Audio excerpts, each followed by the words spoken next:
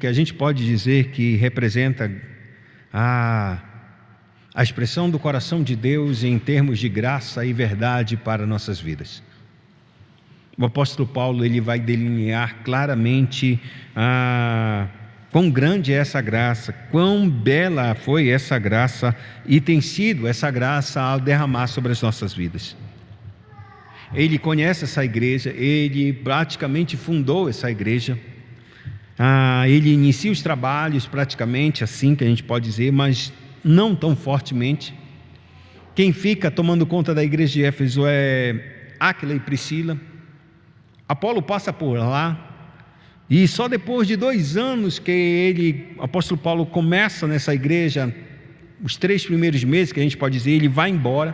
A igreja deseja que ele fique, mas ele passa 2 anos fora e depois retorna para essa igreja. E quando ele retorna para essa igreja, ele passa o tempo maior dentro das Sagradas Escrituras, mostrando que esse foi o maior trabalho que ele ficou presente naquela igreja.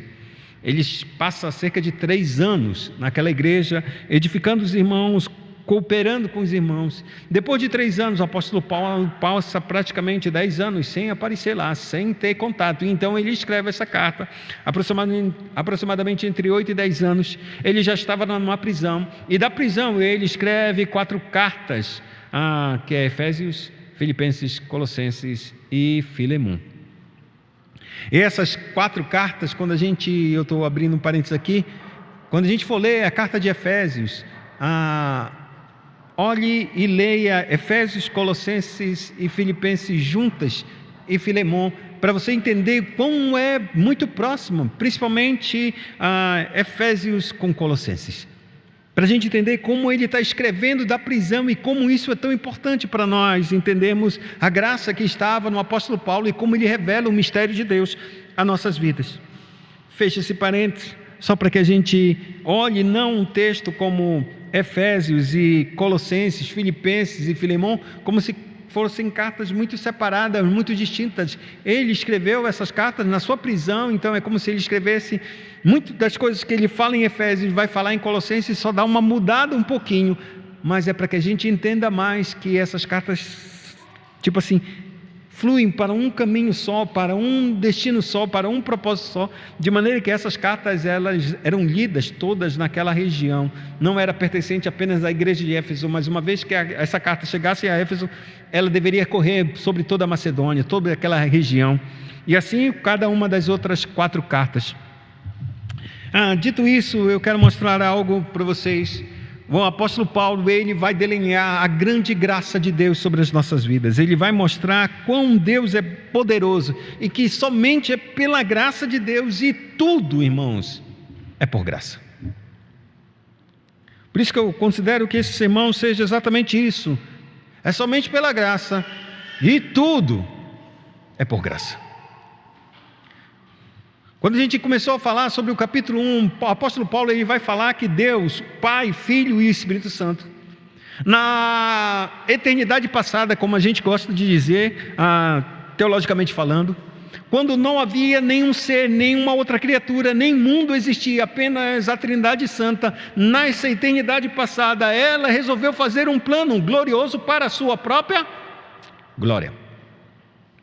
Então o apóstolo Paulo ele vai mostrar que esse plano de salvação que hoje alcança a minha vida e que alcançou a sua vida e que alcançou a igreja de Éfeso, esse foi um plano que não foi feito tipo assim, como se diz a pessoa, no joelho, como estivesse fazendo alguma coisa na hora. Não, nada foi pego de surpresa. Lembre-se, Deus está sentado no trono e Ele governa tudo soberanamente, e por graça Ele resolveu criar este mundo, e por graça Ele resolveu manifestar algo da sua natureza que sem a queda a gente jamais haveria de conhecer quão grande Deus é, quão misericordioso, quão gracioso é o nosso Deus.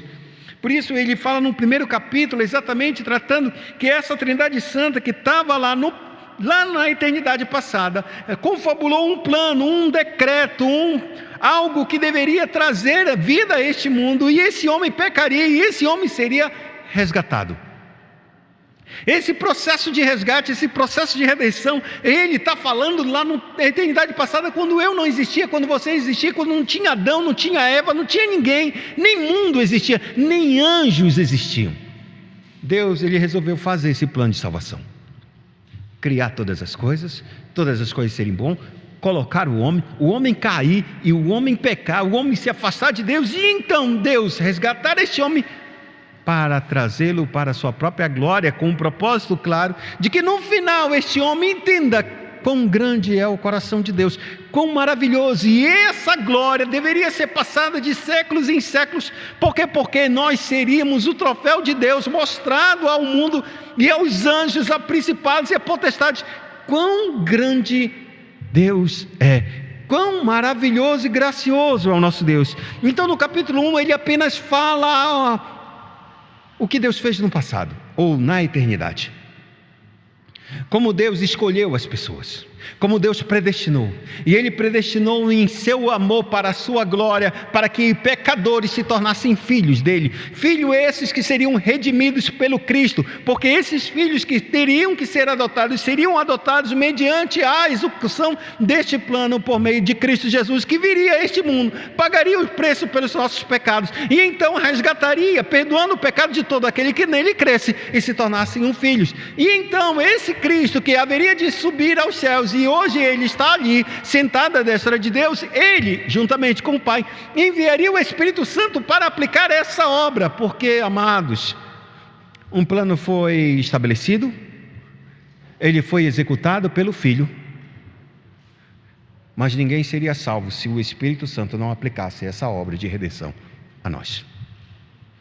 É isso que ele descreve no capítulo de número 1, que Deus, Pai, Filho e Espírito Santo estavam completamente comprometidos com o plano da nossa salvação, e o Espírito que foi enviado, ele seria o selo e também, logicamente, o penhor da nossa salvação. O selo, porque nós seríamos selados, dizendo exatamente que nós não pertencemos mais a esse mundo, mas pertencemos a Deus.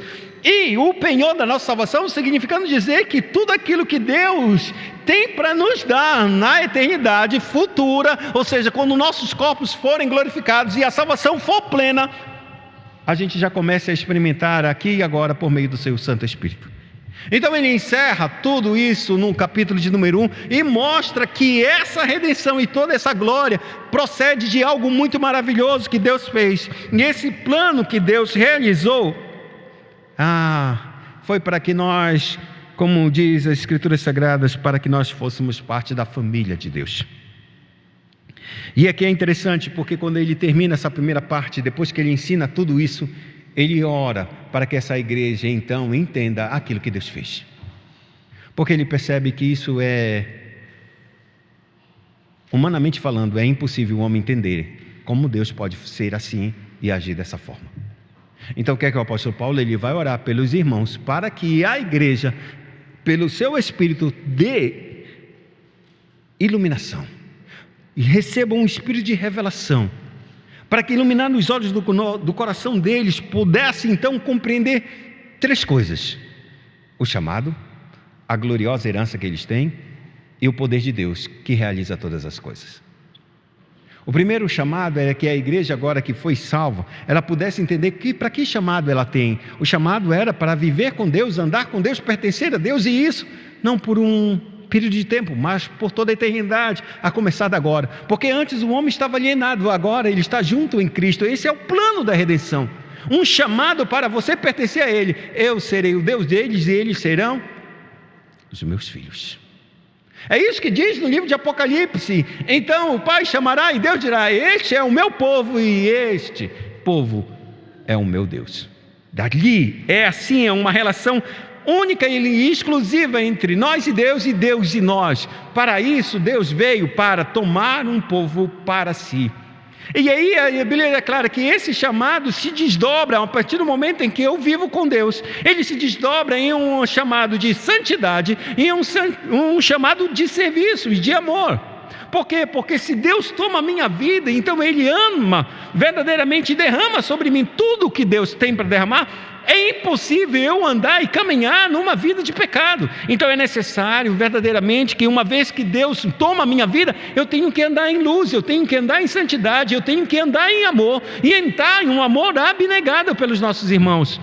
Por isso que ele diz que o chamado que Deus tem para abrir os nossos olhos é um chamado revelacional da parte de Deus, que somente o Espírito pode nos trazer. Um chamado de que eu não tenho condições nenhuma verdadeiramente de declarar meu amor a Deus se eu continuo andando em trevas, se eu continuar andando pecando, como se eu fosse a mesma pessoa sem que antes tivesse recebido o Cristo, sem que antes recebesse o perdão dos pecados. É inconcebível isso. Então ele diz que esse chamado, uma vez que eu pertenço a ele e passo a viver na luz do Senhor, esse chamado vai refletir ainda mais um outro desdobramento, um chamado à missão de Deus e a testemunho de Cristo, declarar exatamente quem Cristo é por meio das minhas obras e por meio das minhas palavras. Assim eu não somente testifico que Deus está em mim, mas que Deus é que fez todas as coisas em mim e através de mim. E então ele diz que não somente os nossos olhos se abririam para um chamado, mas também passaríamos a entender uma outra coisa, a herança que Deus tem, a nossa herança no Senhor. E essa palavra herança, ela vai remeter em duas coisas. A primeira é que, como diz no Efésios capítulo 1, verso 3, que Deus nos abençoou com todas as sortes de bênçãos espirituais nas regiões celestiais em Cristo Jesus. Ou seja, a herança que Deus tem determinado e derrama sobre as nossas vidas é perdão, é graça, é santificação, é justificação, é reconciliação, é adoção. São todas essas bênçãos que materialmente a gente não consegue pegar. Elas todas recebem-se espiritualmente e estamos recebendo elas porque estamos nas regiões celestiais em Cristo Jesus, onde o próprio Cristo está sentado à destra de Deus. Só que esse é apenas um dos detalhes da nossa herança. A segunda parte é uma outra forma de a gente ver que nós somos o próprio troféu de Deus, nós somos a própria herança do Senhor. Como disse o profeta, ele verá o fruto do seu penoso trabalho e se alegrará. Ou seja, quando Cristo morre e ele constitui ou toma filhos para o próprio Deus, nós somos a herança de Cristo para Deus. Deus, por meio de Cristo Jesus, está trazendo cada um de nós como uma herança, um presente e um prêmio para o próprio Deus Pai. Então, isso precisa ser iluminado nos nossos corações. Isso não acontece do dia para a noite. Embora eu esteja falando, embora você tenha lido essas escrituras sagradas, talvez você não entenda o poder do teu chamado, não entenda o poder de quem tu és. Você é o próprio tesouro de Deus, porque Deus fez isso, diferentemente de todos os homens. Por isso que a gente consegue ler no texto sagrado, disse, quando a Bíblia vai falar sobre os heróis da fé, no final ele diz, estes homens, o mundo não era digno deles. Porque o mundo não é digno deles, porque o mundo não é digno de mim, não é digno de você, porque você tem algo que Deus não deu a ninguém, amados. O Espírito te separa, o Santo Espírito te sela, o Santo Espírito é o penhor de Deus, que torna você diferente de qualquer um. Você é o tesouro de Deus nesse sentido e somente nesse sentido, e não é porque há algo bom em mim ou algo bom em você, nem que eu seja alguma coisa, não, é por pura graça. Ele escolheu a gente lá atrás,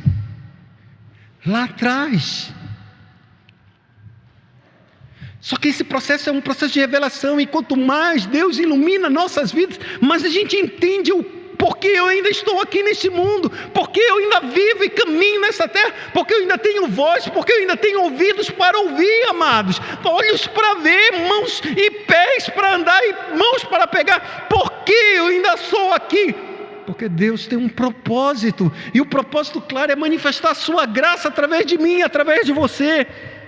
E quanto mais a gente entende dessa luz, quanto mais a gente recebe do Espírito, mais a gente começa a desenvolver o chamado que Deus colocou em nós. E agora, detalhe, no final de todas as coisas, a iluminação que o apóstolo Paulo ora para que a igreja entenda esse plano gracioso e maravilhoso, ele ora para que a igreja conheça o poder de Deus, o poder maravilhoso de Deus, o poder estonteante de Deus, o poder escandalizador de Deus. E que poder é esse? O apóstolo Paulo termina dizendo exatamente que o exemplo para testificar deste poder é que Deus enviar o Cristo e Ele morrer pelos nossos pecados. O poder de Deus está exatamente na sua ressurreição, e fazer Ele sair dos mortos, e fazer Ele se assentar à destra de Deus, e não somente isso, fazer Ele assentar no trono da glória, e submeter todas as coisas debaixo dos seus pés. E aí Ele fala mais, Ele constituiu esse Cristo como cabeça da igreja, e o deu para a igreja, que agora é o seu corpo, para reinar e reger. E é isso que o apóstolo Paulo, ele termina a sua oração dizendo exatamente isso. O poder de Deus é tão grande, tão maravilhoso, que Ele colocou um Cristo para morrer, e esse Cristo, Ele ressuscitou da morte, não como Lázaro, não como a filha de Jairo, não como qualquer outro homem e mulher que foram ressuscitados, ou pelos profetas, ou pelo próprio Cristo, ou pelos apóstolos do Senhor, que voltaram a morrer. Esse Cristo que ressuscitou dos mortos nunca mais morrerá. Como Ele disse no livro de Apocalipse: eu estive morto, mas eis que estou vivo pelos séculos dos séculos. Esse é o poder. A morte não tem domínio sobre o Cristo, e esse Cristo que agora está sentado à destra, é esse mesmo Cristo que é o cabeça da sua igreja, de homens e mulheres que receberam Cristo, a sua salvação, e que agora estão juntamente com Cristo nas regiões celestiais. Quando ele termina a sua oração, ele vai dizer: o plano da execução que Deus determinou está lá no passado. Agora eu vou te mostrar como essa graça acontece nos dias de hoje, agora na história. E ele começa dizendo que a história começa não pela graça, mas pela desgraça. Essa é a verdade. Não há nada de graça no capítulo de número 2, nos seus primeiros 3 versos. Ele vai descrever como Deus derrama a sua graça no meio de pessoas que, na verdade, não podem merecer esse tipo de coisa. Antes, pelo contrário, devem merecer exatamente a sua justa punição devido aos seus pecados. Por isso, ele inicia o texto dizendo claramente: Ele vos deu vida. Deus vos deu vida, estando vós mortos nos vossos delitos e pecados. A primeira coisa que ele vai relatar, para que a gente entenda a graça de Deus: ninguém vai receber a graça de Deus sem que primeiro entenda onde ela realmente se encontra.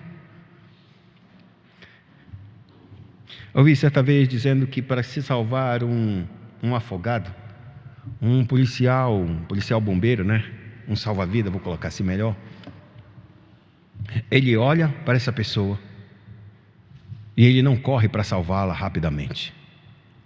Ele olha essa pessoa se debater até o final da vida. E quando ela já acabou todas as suas forças, então ele vai e pega ela para poder salvá-la. Porque ele se lança para correr atrás de salvar aquela que está se afogando, no desespero daquela vítima de afogamento. Ela quer de todas as formas segurar em alguma coisa para sair da água e respirar normalmente. Então, quando ela vê o ser humano, um outro, tentando salvá-la, ela acredita que se agarrar a ele vai salvar. Só que quando ela faz isso, impossibilita o salvamento dela e ainda leva ao óbito aquele que está tentando salvar. Por isso acontece muito morte de alguém que tenta salvar o outro, porque ele não sabe a técnica, não tem a técnica, mas ele tem uma vontade muito grande de salvar o outro, e ele acha que pode salvar o outro só chegando perto e pegando ele. Só que pelo instinto nosso de sobrevivência, a gente ataca e amarra e segura, e quando segura, vai os dois para o fundo e não tem como salvar. Então um bombeiro experiente, um salva-vidas experiente, ele olha, ele corre imediatamente para aquela vítima que está se afogando, mas espera que ela totalmente acabe as suas forças, porque quando acabar suas forças, ela pode pegar e começa a voltar com ela tranquilamente, porque ela não tem mais força para segurar ele e levá-lo para baixo. É isso que Cristo está apontando aqui por meio do apóstolo Paulo. Ele está dizendo exatamente isso. Enquanto a gente não sabe que a gente tem forças e a gente imagina que a gente pode por nós mesmos alcançar o céu, alcançar o mérito de aprovação a Deus, não tem como a gente receber essa graça. É necessário que a gente encontre de fato a realidade da nossa vida. E que o apóstolo Paulo ele vai mostrar exatamente a realidade é que Deus deu vida para vocês quando vocês estavam mortos. E o que o morto faz, Abraão? Nada. Se você bate nele, ele não sente dor. Se você xinga ele, ele não vai se sentir ferido. Se você der um dinheiro para ele, ele não pode se sentir alegre. Se você o elogiar, ele continua inerte. Ele não tem sentimentos, ele não tem pensamentos, ele não tem nada que ele possa fazer. Ele está morto. E quando o apóstolo Paulo ele vai descrever a nossa condição para receber essa graça, ele vai dizer: olha para um cadáver e vê se ele tem alguma possibilidade de receber alguma coisa da parte de Deus. Não tem. Se ele tem alguma possibilidade de fazer alguma coisa por ele mesmo ou por qualquer outra pessoa. Não tem. E então o que o apóstolo Paulo ele apontou? Ele diz: como este homem foi morto. Como este homem está morto. E ele diz: ele foi morto por causa dos seus delitos e pecados. São palavras sinônimas, mas que descrevem uma única coisa. Havia no nosso coração um desejo muito grande de saber o que é certo e o que é errado, e nós decidimos fazer o errado. Não é um tropeço, irmão. Não é porque eu errei e não conseguia. Não, a gente deliberadamente fez aquilo que era errado, se afastou de Deus e morremos. A Bíblia diz claramente que não é uma morte em que eu não possa produzir alguma coisa boa. Não significa dizer que eu não venha fazer qualquer coisa que os homens possam dizer: olha que maravilha. Não, mas ele está dizendo que nós estávamos mortos para Deus. Nós estávamos alienados de Deus. Eu não sei você, mas eu já passei por uma experiência que não gostei muito não. Mas graças a Deus que eu passei por essa experiência quando o Senhor já estava no caminho do Senhor. De alguém detestar a minha vida, irmão. Não quero ter contato contigo, não quero ter palavra contigo. Eu não tinha feito nem bem nem mal para essa menina. Caminhamos nós dois na igreja, ela adolescente, eu já adulto. E não é pior ainda essa situação, sabe por quê? Porque eu era um líder da igreja, eu era pastor, irmãos. Eu pergunto: que tipo de cristão é esse que está no nosso meio? Eu disse: tudo bem. O que se faz com uma pessoa dessa? Não se faz nada, se ora, irmãos. Só se ora. Porque quem não ama está em quê? Em trevas. A escritura é clara. Quem não ama está em trevas. Não seja como Caim, que é filho do maligno, que matou o seu irmão. E matou por quê? Porque suas obras eram más. Eu entendo uma coisa, amados, que quando a gente odeia uma pessoa, quando a gente despreza uma pessoa, é indiferente uma pessoa, é fato e lógico e claro da gente dizer: tudo bem, se é tu que queres assim, tu vai para lá, eu vou para cá. Mas Deus não tratou a gente dessa forma. Deus não olhou para a minha vida e para a sua vida arrogante, achando que é muito bom, achando que é tudo muito certo. Disse: eu não dependo de ti, não preciso de ti, não quero nada saber contigo, quero andar na minha vida. Foi essa atitude nossa aqui registrada nesse texto. No grego mostra exatamente com afronta, um desejo claro e enorme de dizer: eu não quero saber de você. Quando o apóstolo Paulo diz que nós estamos mortos nos nossos delitos e pecados, ele vai mostrar mais. Ele disse: tu está morto, talvez tu não entenda a tua posição diante de Deus e quão morto tu estás. Então ele vai dizer assim: agora eu vou te explicar o que significa essa morte para Deus, como Deus olha para a tua vida e como Deus olha este mundo morto. Então ele diz assim mesmo, no verso número 2: nos quais andastes outrora. Opa, antes eu andava assim, agora eu não ando mais, mas antes tu eras assim. No passado tu andaste dessa forma. De que forma que eu andei, Abraão? Segundo o curso deste mundo, segundo o príncipe da potestade do ar, do espírito que agora atua nos filhos da desobediência. Ele pontua só nesse verso duas coisas importantes para nós. A primeira coisa é que uma pessoa morta, ela anda no curso deste mundo. O que significa curso deste mundo? A tradução seria melhor assim: no curso deste mundo presente. E ele faz um contraponto do mundo que há por vir, um mundo glorioso, um mundo de justiça, um mundo de paz, um mundo de verdade que Deus vai implementar nesse mundo. Mas este mundo glorioso que está no porvir não tem nada parecido com este mundo aqui, pois a Bíblia é clara que o mundo jaz em trevas e um mundo pertence ao maligno. E aí, o que mundo é esse? Abraão. Significa dizer que todos nós no passado andávamos como essas pessoas que andam neste mundo. E como as pessoas andam neste mundo? Elas andam somente pensando nas coisas deste mundo. Não se importam com Deus, com a vontade de Deus, com o projeto de Deus, com o desejo de Deus. Elas andam segundo o curso deste mundo. E isso é terrível. Por quê? Porque Deus não existe para a vida dela. Pode até nomear nome, pode até declarar alguma coisa, mas os seus pensamentos são como o deste mundo. Ela está alinhada com tudo aquilo que é do mundo, com todos os seus desejos, com todas as suas ambições, com tudo aquilo que o mundo aparece como é glorioso. Ela olha para isso e anda nisso. Por quê? Porque ela é deste mundo. Ela não tem nenhuma perspectiva a respeito do passado, daquilo que Deus fez lá na eternidade, daquilo que Deus fez no mundo espiritual, ou melhor dizendo, no mundo histórico, quando Cristo veio aqui. Ela não tem nada a ver com isso. Ela olha para a Sexta-feira Santa e diz: oh, maravilha, oh, feriadão bom, nem para ter mais 3 Sexta-feira Santa, hein?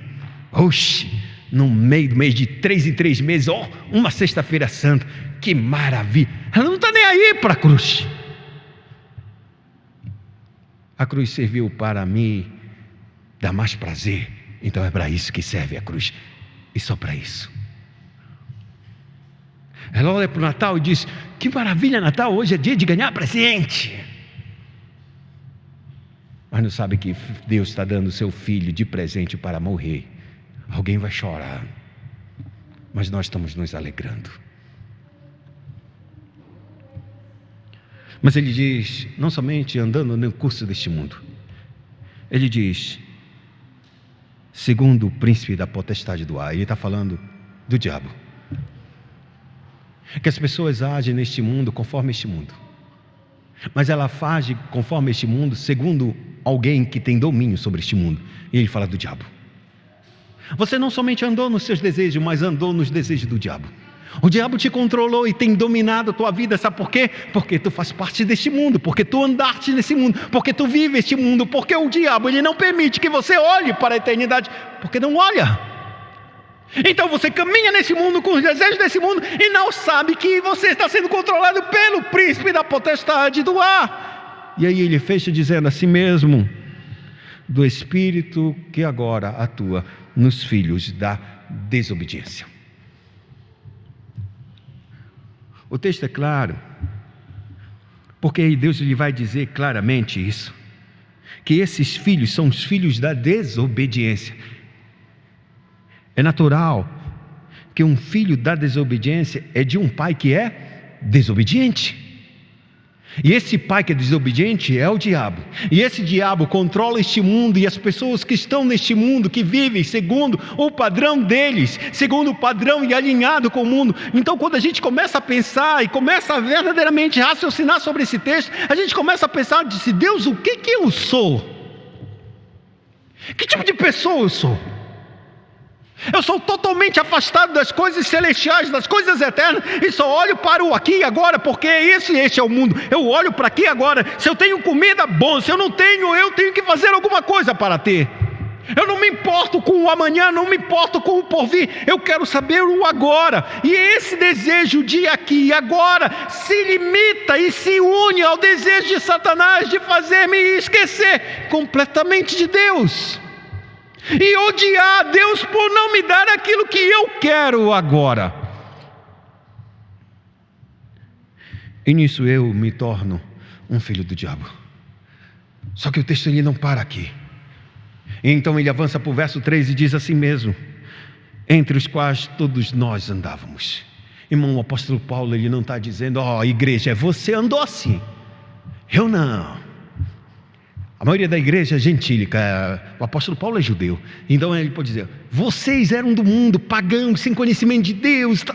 Não, todos nós Eu estava no judaísmo, eu tinha lei, eu sabia de tudo, vivia conforme a lei, mas sabe o que era? Eu só era mais escravo com a lei.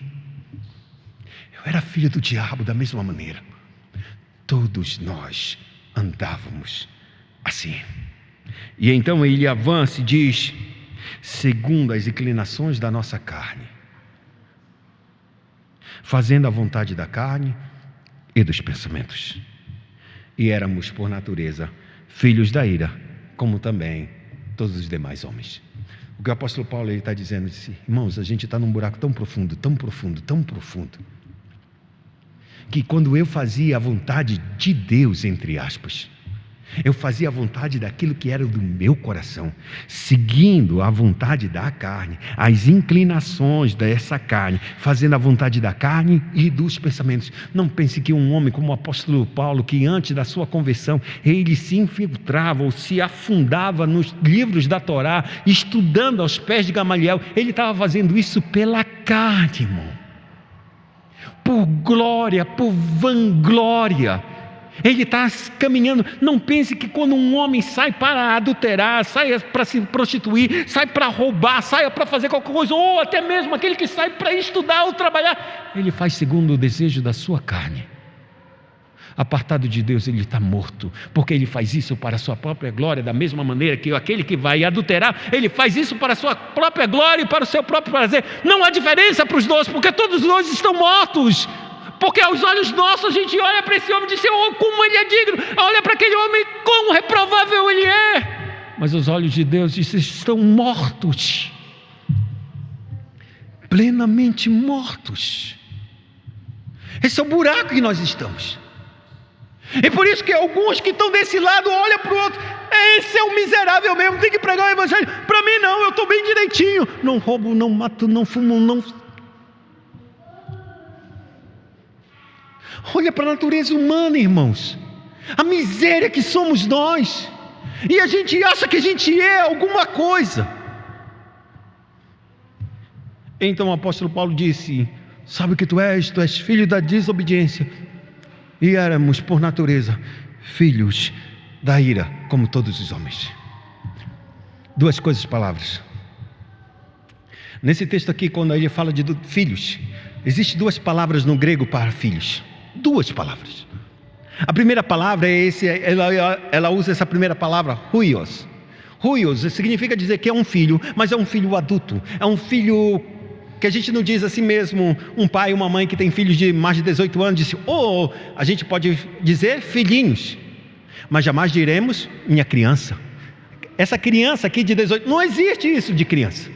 Ela já passou da fase de criança. Então esses filhos da desobediência não são filhos de criança, são filhos de homens entendidos que decidiram plenamente na sua consciência desobedecer a Deus e viver diante de Deus errantes. Só que no segundo ponto ele fala técnica. Técnica significa um filho, mas um filho criança. Um filho criança que é dependente do seu pai e de sua mãe, não tem decisões por si próprio, não é autônomo, não é independente. E aqui nesse ponto, somos todos filhos da ira. Isso mostra que essa técnica tem uma relação com alguém, uma relação próxima. E essa relação próxima são com os nossos pais, Adão e Eva. Eles receberam a ira de Deus. E nós somos filhos dessa ira. Todos nós. Desobedientes somos filhos do pecado, filhos do diabo.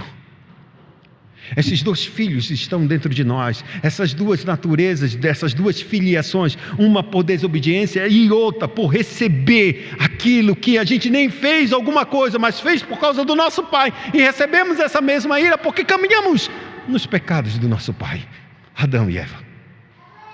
Agora esse conjunto de pessoas estão num poço tão profundo que é aquela situação: eu odeio você, e por que você quer olhar para mim? E ele olha, ele vem, ele não aceita o nosso desagravo, ele não aceita a nossa hostilidade, ele não aceita de forma alguma, como se pudesse rejeitar e virar as costas e deixar a gente morrer em nossos pecados. Ele não aceitou isso. É por isso que o profeta diz: a quem o cuspia na face, ele não virava o rosto, ele olhava, ele continuava olhando. Porque nós somos o alvo da mira de Deus, da misericórdia de Deus, da graça de Deus. Ele não virou o rosto para aqueles que o afrontavam, para aqueles que o humilhavam, para aqueles que puxaram e cuspiram. Ele não virou.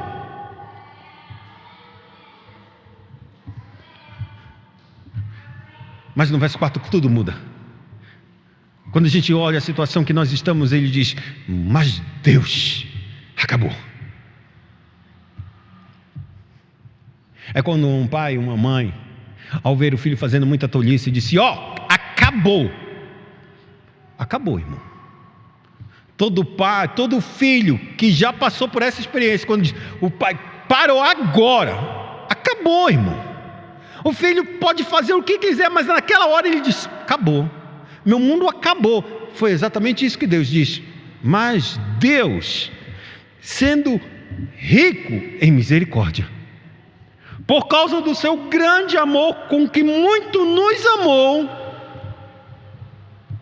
estando nós mortos em nossos delitos, nos deu vida juntamente com Cristo.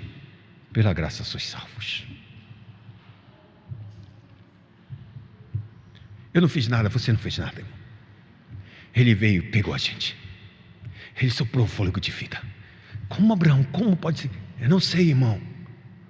O apóstolo Paulo não explica isso. Ele só diz assim: a razão pela qual ele fez isso, a razão que ele era rico em misericórdia. Ele não era só um Deus misericordioso, é um Deus rico em misericórdia. E a sua riqueza é tão misericórdia por causa do amor que ele tem por nós. Porque lembre-se, amados, a misericórdia é um ato muito maravilhoso da parte de Deus, mas ela diz apenas uma coisa: que quando alguém ofende uma outra pessoa, recebe uma punição, isso é claro, e a justiça.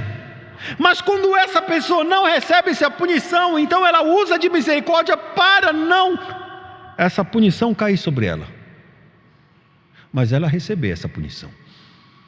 Quando Cristo diz: quando alguém te bater na tua face, dê a outra, não é isso que ele disse? Correto?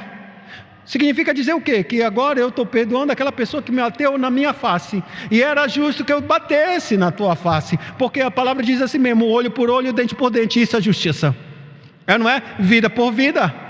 É assim o texto, e assim é verdade. Se eu bato na tua face, tu recebe da mesma maneira. Se eu tiro um olho teu, você tem o direito de tirar um olho meu, porque esse é o texto de justiça.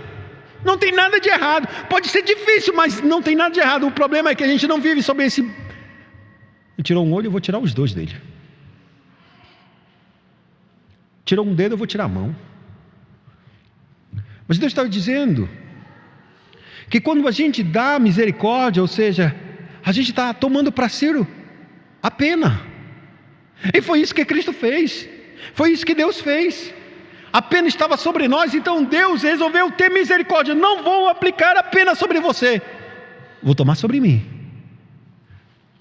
Só que agora tem um detalhe: o que me garante de eu perdoar uma pessoa e ela não bater de novo na minha face? Qual é a garantia de que eu perdoando a Dani, que ela fez um agravo para mim, hipótese, e eu perdoar ela, ela não venha repetir a mesma coisa comigo daqui, sei lá, 1 hora depois, ou daqui a 10 anos? Não há garantias, irmãos, porque a Dani será a mesma Dani que eu fiz com ela hoje, ou que ela fez comigo hoje, vai ser daqui a 10 anos. Será a mesma natureza, a mesma perversidade está lá dentro dela, está dentro de mim, está dentro de você. A misericórdia só nos aponta uma coisa: tá bom, eu vou tirar a pena de você, mas eu vou te deixar nesse estado? Não. Por isso que ele é rico em misericórdia. Ele não permite que a gente viva uma vida de pecado sendo a mesma pessoa. É necessário que ele nos transforme. Eu só não retiro a tua pena. Como eu vi recentemente agora, de um político falando: daqui a uns 2, 3 anos o maníaco do parque será solto. Daqui a 2, 3 anos. Um homem que saiu andando em São Paulo, matando mulheres e esquartejando. Mais de 20, talvez 30 mulheres. Sem dó, sem arrependimento, sem nada. O tempo vai chegar para ele. Chegou o tempo dele, ele vai sair. ele vai sair, continua o mesmo homem. Deus não quer esse, um maníaco do parque, Abraão, Alana, Leza. Não quer, irmão. Sendo rico em misericórdia, pelo amor, que quanto grande amor Ele nos amou. Estando a gente morto nessa situação, Ele enviou Cristo. E nos deu vida juntamente com Cristo. Deu vida onde? Quando Ele estava na cruz e morreu. E quando Ele morreu, foi sepultado. Ele foi ressuscitado. Quando Cristo estava ressuscitando, Ele está ressuscitando a minha vida e a sua vida. Nos deu vida juntamente com Cristo. Pela graça sois salvos. Eu não fiz nada, Ele fez. E como é que isso acontece, Abraão? Então ele parte a mostrar para a gente que saiu de uma podridão da morte e vai colocar a gente em uma posição tão alta, irmãos, que é impossível a gente olhar para aquela posição e dizer: eu vim dali, era ali que eu estava. Então ele diz: e juntamente com Ele nos ressuscitou e nos fez assentar nos lugares celestiais em Cristo Jesus. E ele diz: por que tu fazes isso, Deus? Por quê? Para mostrar nos séculos vindouros a suprema riqueza da sua graça. Quando nós estivermos lá já em glória, fechada a salvação, anjos, principados, potestades, os homens, toda a criação de Deus olhará para nós, verá em nós, Deus, quão grande é a tua graça, porque tu tiraste esses homens dali e os trouxeste para cá, para esse lugar, e eles não têm nada que mereçam para estar aqui, Senhor. Por isso ele diz: para mostrar nos séculos vindouros. Não vai ser agora. Começa agora, mas não vai ser agora.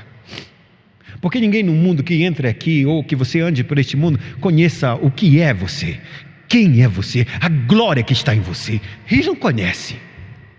Por isso que o apóstolo Paulo: até agora o mundo não sabe quem nós somos, nem mesmo nós crentes sabemos quem somos de fato. Mas quando Ele se revelar, seremos revelados. Então haverá a grande distinção: que glória é essa? Por isso ele diz: para mostrar nos séculos vindouros a suprema riqueza da sua graça em bondade para conosco. A graça que vai ser revelada, a suprema graça, é por causa que Deus foi bondoso para comigo e para com você. Para com os outros, Ele foi mau? Não, Ele apenas foi justo. Deu a nós aquilo que nós merecíamos, a justa ira de Deus. Mas para nós, nos séculos vindouros, porque esses não estarão mais, não serão vistos no palácio de Deus, os que perecerão, os que estão abandonando Deus, os que andam fora de Deus, que andam no caminho deste mundo. Não, esses aí não vão estar na presença, vão estar debaixo da ira de Deus, do juízo de Deus por toda a eternidade. A esses os anjos não vão ver, só Deus vê. Mas os anjos vão nos ver, os que recebemos da bondade de Deus. E por isso ele diz: porque pela graça sois salvos, mediante a fé, e isto não vem de vós, é dom de Deus, não é de obras, para que ninguém se glorie. Você estava morto e não podia fazer nada para ser salvo dessa triste condição, mas Deus te deu vida. E como Ele fez isso, uma vez que Ele te deu vida, Ele colocou uma fé no teu coração. E essa fé não veio de você. Você não começou a fazer alguma obra, então, e agora eu tenho a minha fé para, tá certo, Deus, tu me deste vida, e agora eu estou preparando uma coisa que só fortalece o meu coração, e então eu tenho uma fé que me garante, pelo menos algum pedacinho é minha. Essa fé é minha, Senhor. Essa fé, tu me deste vida, mas agora a fé é minha. Então ele termina dizendo: isto não vem de vós, é um dom de Deus, não vem de obras, para que ninguém se glorie. A fé que tu tens não é tua, veio dele. É por graça. E aqui a gente termina que a gente não é um maníaco do parque quando Deus nos salvou e trouxe misericórdia sobre nós. No verso de número 10 ele diz: pois somos feitura dele, criados em Cristo Jesus para boas obras, as quais Deus de antemão preparou para que andássemos nela. O que o apóstolo Paulo está dizendo é que quando Ele nos salvou para realizar boas obras.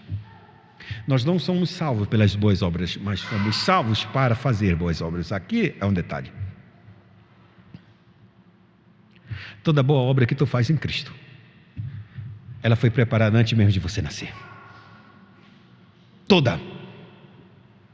Qualquer coisa boa que você faça para Deus e diante dos homens, essa boa obra foi Deus que preparou e disse: eu te salvei e te coloquei para te produzir aquilo que eu preparei para te fazer. É como se fosse uma vocação para nós, uma vocação que está no nosso sangue, está na nossa mente, a gente não sabe como se apartar, a gente tenta se desvencilhar de um lado e ir para o outro e para qualquer outro.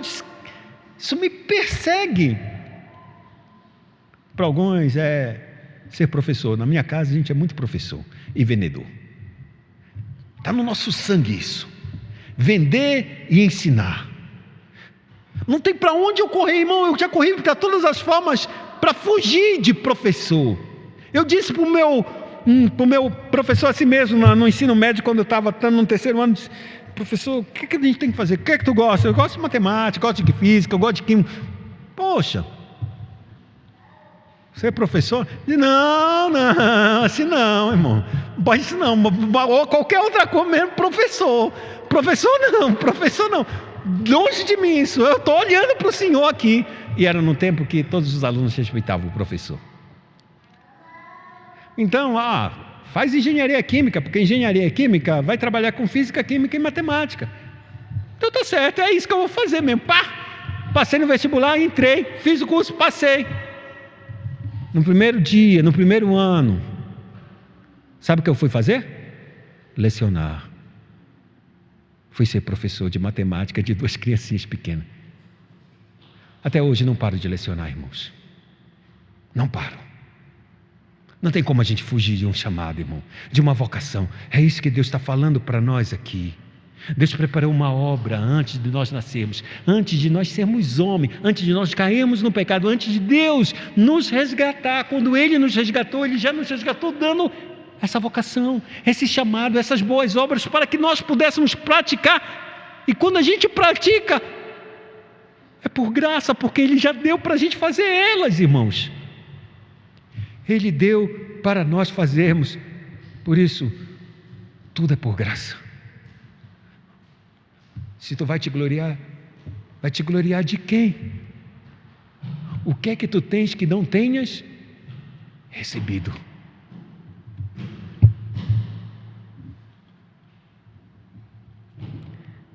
Isso é tudo por graça, irmão, porque a gente luta tanto para querer tanto reconhecimento neste mundo. Existe uma palavra aqui que ele diz: pois somos feitura dele. Essa palavra, somos feitura, é a palavra em grego para poema. Somos o poema de Deus. Sabe o que é um poema de Deus? Deus é um habilidoso escritor, como diz no Salmo de número 45. Ele fez a gente como sua obra. A palavra poema está relacionada a obras artísticas, a uma feitura, a alguém que com habilidade faz alguma coisa. O que Deus fez no início, a gente, em Adão e Eva, Ele fez e nos moldou com as suas mãos do barro e soprou o fôlego de vida. Dessa vez, na eternidade, quando Deus preparou esse plano maravilhoso de graça, Ele disse: tu serás o meu poema. E a declaração desse poema, que os homens vão olhar, vão declarar verdadeiramente quão grande eu sou, quão grande é a minha misericórdia, quão rico eu sou e quão é imensa a minha graça. Por que Deus faz tudo isso? Porque somos dele. Porque você é dele. Se você não fosse dele, Ele não faz isso. Mas porque você é dele, Ele preparou tudo para que você expresse isso. Quem Ele é e quão grande e gracioso Ele foi para conosco. Incline sua cabeça, oremos ao Senhor.